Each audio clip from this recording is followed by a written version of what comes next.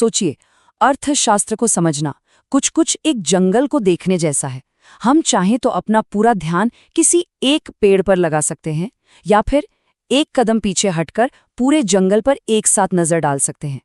आज की हमारी चर्चा उसी बड़े नजरिए यानी पूरे जंगल पर ही होगी। तो आगे कैसे बढ़ेंगे? सबसे पहले हम व्यष्टि और समष्टि के बीच का अंतर समझेंगे। फिर देखेंगे कि अर्थव्यवस्था से जुड़े वो कौन से बड़े सवाल हैं जिनका जवाब समष्टि अर्थशास्त्र में छिपा है। हम ये भी जानेंगे कि कैसे एक बड़े ऐतिहासिक संकट ने इस विज्ञान को जन्म दिया। अर्थव्यवस्था के 4 मुख्य हिस्सों को पहचानेंगे और आखिर में बात करेंगे कि ये सब जानना हमारे लिए क्यों जरूरी है। चलिए सबसे पहले अर्थशास्त्र की इन 2 मुख्य शाखाओं के बीच का जो बुनियादी अंतर है उसे समझते हैं। आप इसे ऐसे देख सकते हैं जैसे हम एक ही तस्वीर को 2 अलग-अलग लेंस से देख रहे हों। तो देखिए, सीधा सा फर्क है। व्यष्टि अर्थशास्त्र, जैसा कि नाम से ही पता चलता है, छोटा।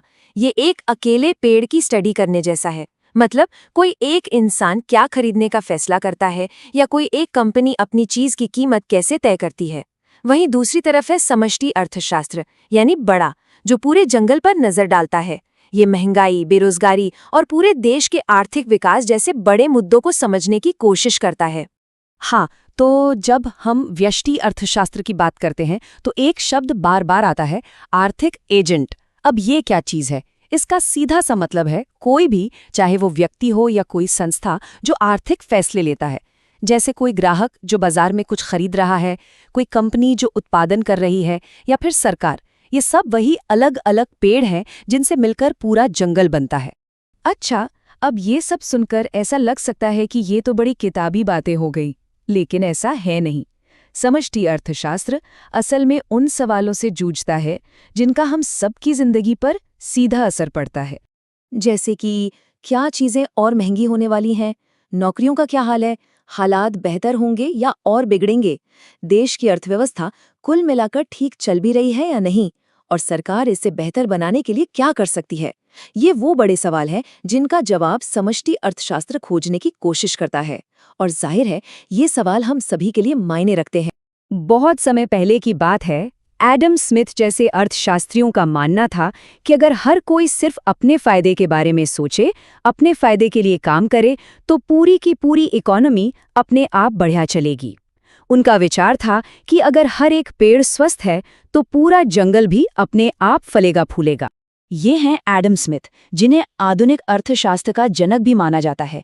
उनका मानना था कि लाखों छोटे छोटे यानी व्यष्टि फैसले अपने आप मिलकर एक अच्छी समष्टि अर्थव्यवस्था बना देंगे। सरकार को बीच में आने की कोई जरूरत ही नहीं है।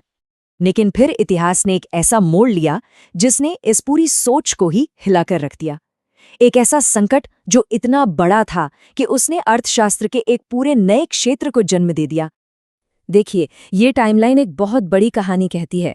1929 से पहले यही माना जाता था कि बाजार अपनी हर मुश्किल को खुद ही सुलझा लेता है। लेकिन फिर आया 1929 और आई महामंदी। इसने इस पूरी सोच पर सवालिया निशान लगा दिया।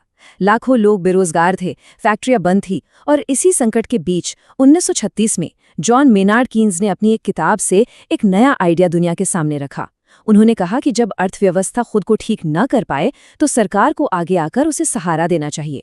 बस यहीं से अर्थशास्त्र की दिशा ही बदल गई। असल में प्रॉब्लम यही थी, एडम स्मिथ की थ्योरी ये समझा ही नहीं पा रही थी कि आखिर पूरा का पूरा जंगल ही बीमार कैसे पड़ गया, जबकि हर एक पेड़ तो खुद को बचाने में लगा था। इससे एक बात साफ हो गई कि जो चीज़ किसी एक इंसान या एक कंपनी के लिए सही है, जरूरी नहीं कि वो पूरी अर्थव्यवस्था के लिए भी सही हो।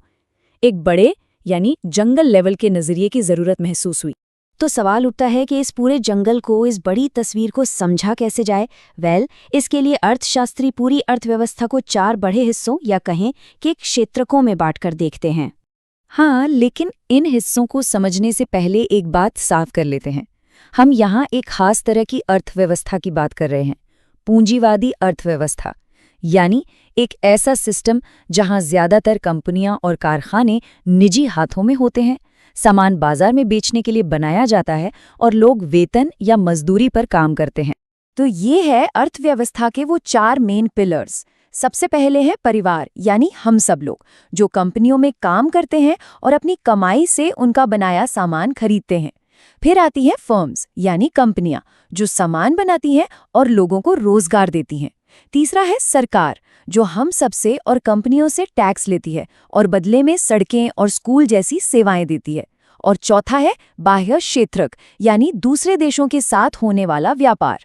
और सबसे जरूरी बात यह है कि ये चारों अलग थलग काम नहीं करते हैं, ये सब एक दूसरे से जुड़े हुए हैं, बिल्कुल एक मशीन के पुर्जों की तरह।